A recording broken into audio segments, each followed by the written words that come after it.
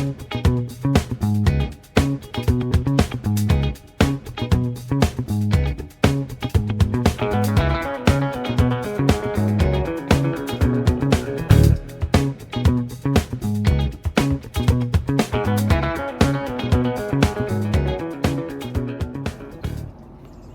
to Occam's Razor, Gardening, Cooking, and Canning, where we do a daily update on the growth of the garden. Welcome. Please, if you're watching on YouTube, give us a like. If you're watching on Rumble, please give us a thumbs up and follow. Well, welcome to the 100th episode. Nothing special about 100th episode, it's just the 100th episode. The 100th day of the garden growing. And some disturbing news, which we would talk about on a gardening channel. Oh, look what happened here. Oh, looks like my lattice finally gave way and broke away. I guess all this plastic lattice isn't going to last forever. And yeah, my squashes just took a dump right here. Interesting. Yeah, getting back to what I was talking about. Here we are on the 100th anniversary. And what is the Ontario provincial government going to be doing? In a couple of days, they are going to be spraying glyphosates all over the Ottawa Valley, which is the water table that comes down to here.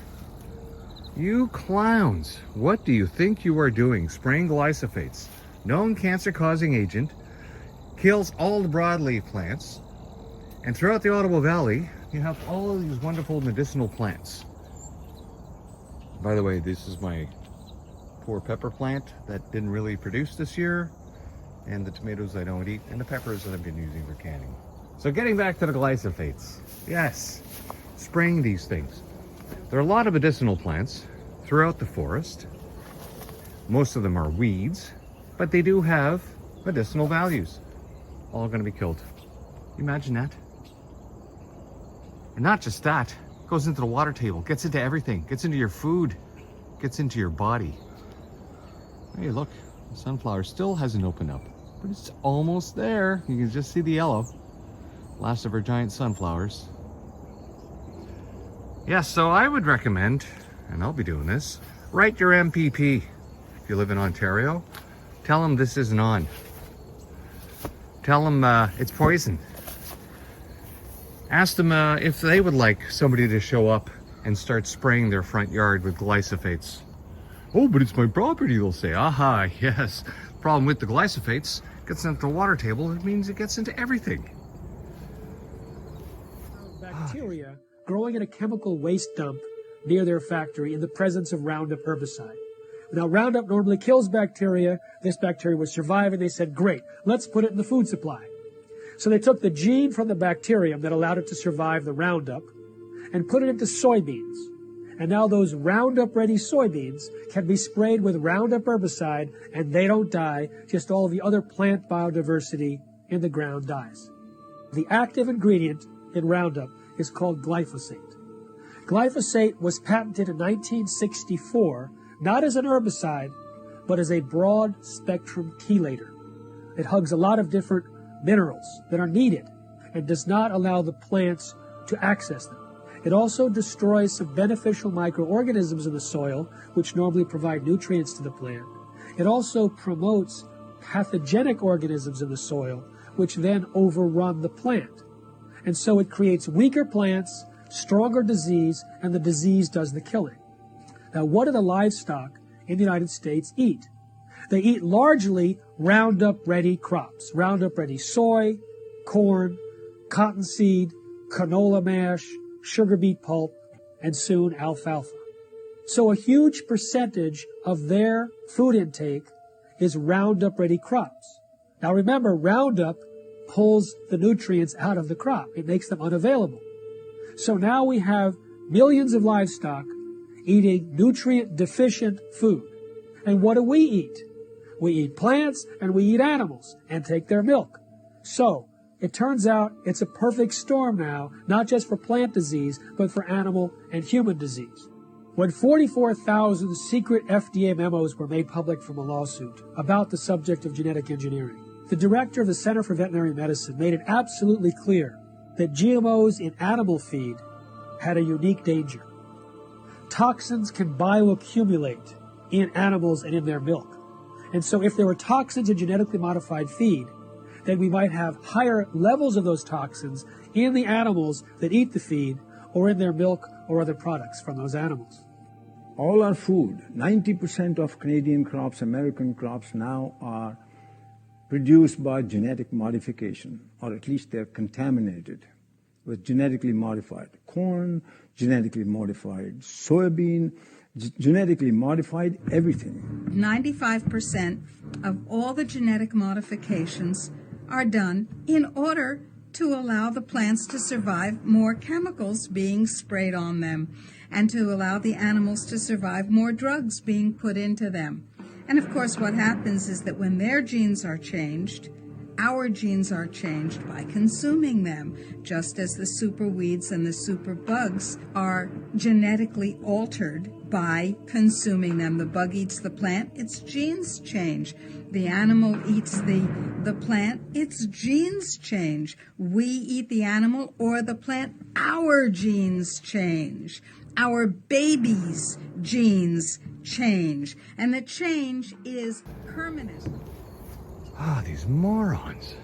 All right, let's get back to our garden. Well, it's cold last night. Look, hardly any growth, eh, from yesterday? 11 degrees overnight. It's going to be 10 degrees overnight tonight. High today of 19. Rained on and off all day yesterday. It was cold and miserable. I don't think it got past 20, like 19. And so no having a water, but not really too warm to be conducive for growing plants. Then over the weekend, it's going to be sunny with highs of low to mid 20s, but overnights staying around 12, 11, 10, whatever. Still waiting for that big freeze to come next week. So, yeah. Still no zucchini to grow to pick today. Okay, no? No zucchini to pick. All right.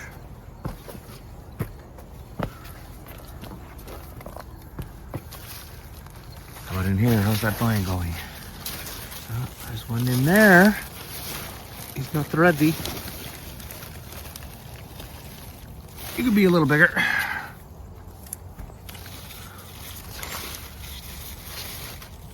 No. Anything new here? Starting on the end now? All right.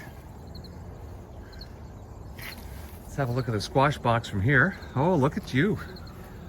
Look at the weight.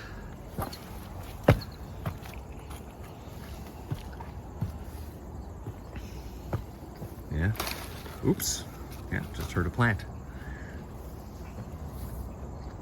Doesn't matter too much. If it goes below 0 next week, all these will have to get picked. Well, our onions are doing rather well. Dumped a big bucket load of banana water in there. Still see a banana peel sitting in there. The giant kale bush that I keep fighting with every day.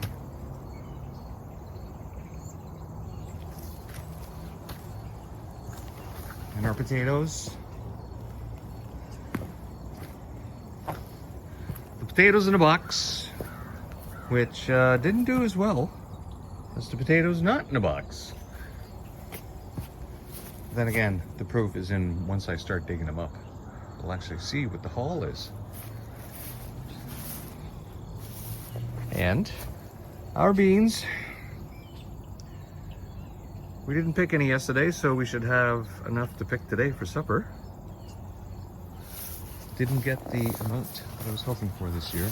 Mostly my fault as usual, because I went and planted bush beans instead of pole beans. Next year, I really have to stick to the provider beans. They grow faster, longer, huge, perfect for pickling. Unlike your regular green beans, once they start getting a little bigger, they start getting woody and tough and stringy.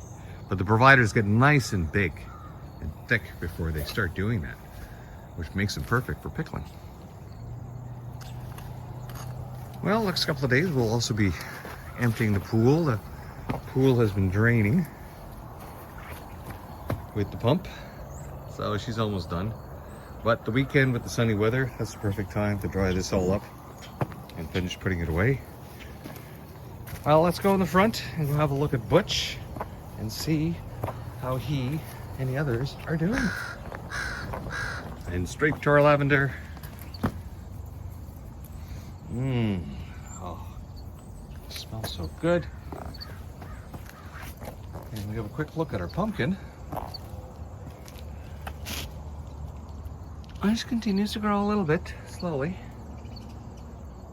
And our other corner sunflower. Wow, that head is busy making them seeds. And here's old Butch. Butch that I went and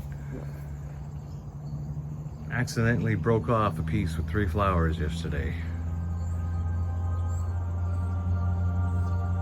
Yep. Now let's have a look at the zucchini. Oh, look at you. Hey. Oh, why is this? Why is this all fluffy? What's going on? That's not normal. Having a floppy leaf like that. What's going on down there? Okay. Well, no new zucchinis. Just a plant with big leaves. Look, even these are getting kind of weird. What's going on?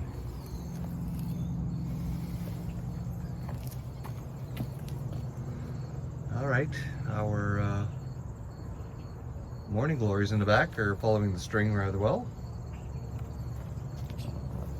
An old floppy leaf pumpkin plant here that is all leaf and no pumpkin. I don't think we will see a pumpkin.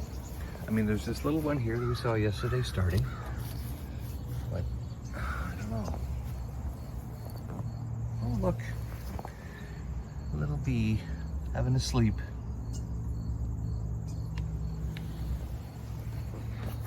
Well, our sunflower is really coming into bloom. It's a great hangout for all the bugs.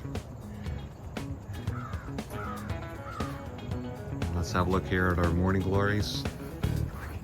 Some of them opening, some of them not doing so well from the cold.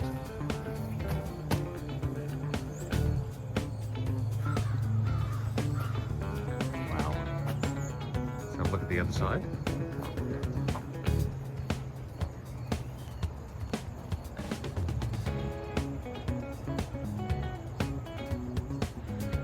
All right, well that's pretty well it for the growth. As we head into the fall, an early fall, and if you watched all the way to the end of this 100th episode, I really appreciate it. And you know, we never know what tomorrow's gonna bring. We are our own worst enemies when we do things to ourselves. But when you grow a garden, you get to realize how close you can become to nature and appreciate what God provides. We will see you tomorrow. Bye-bye.